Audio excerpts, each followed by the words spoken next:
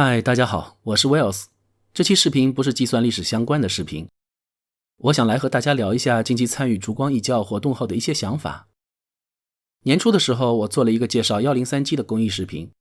并把 B 站的创作激励捐赠给了中国电子学会的烛光义教项目。5月初的时候，学会的杨老师跟我说要去秭归义教，于是我请了2天年假，就去了趟长江三峡边的小县城秭归。秭归是湖北省宜昌市下辖的一个县，在上个世纪末还属于国家级贫困县，但随着国家扶贫政策的落实，对农业、旅游业的大力扶持，秭归依靠脐橙经济和屈原故里、三峡旅游的发展，在2019年脱贫摘帽。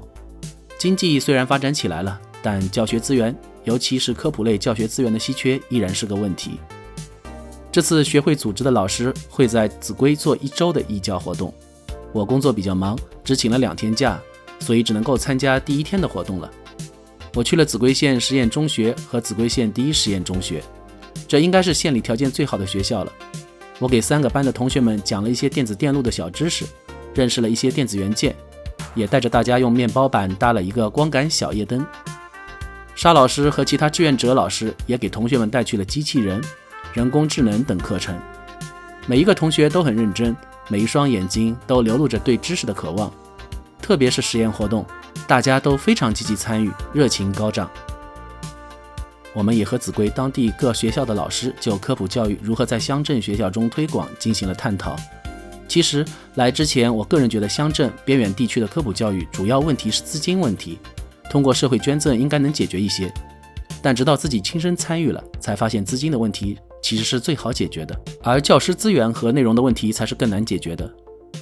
很多学校师资力量不够，没有专职的科学老师，即使有个别的专职老师，也是从英语、数学这样的学科转过来的非专业老师。学校招不到人，即使有，也留不住人。虽然会有支教的同学来，往往也只能待上一段时间，解决不了根本问题。而关于内容，我发现一个有意思的现象，我做的课件里有一小段流言终结者做实验的片段，我发现3个班的孩子基本都知道流言终结者这个节目，即使它从未被完整的引进到国内，同学们对实验也很感兴趣。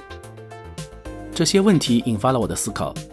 除了教育经费的投入，老师自身能力的提升，社会还能做什么来帮助师资力量的加强呢？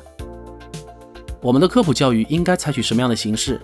我们是否能够做出有趣的内容，结合动手实验来帮助普及科学教育呢？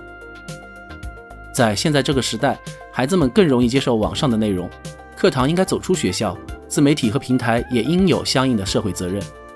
平台不应仅仅是娱乐的工具，更应该展现对未来的承诺，也应该有更多适合孩子们看的科普自媒体，用更生动的内容来激发孩子们的兴趣。这些从我们做起吧，希望有更多的朋友加入，也许下一个爱因斯坦，下一个牛顿，下一个图灵就在这里诞生。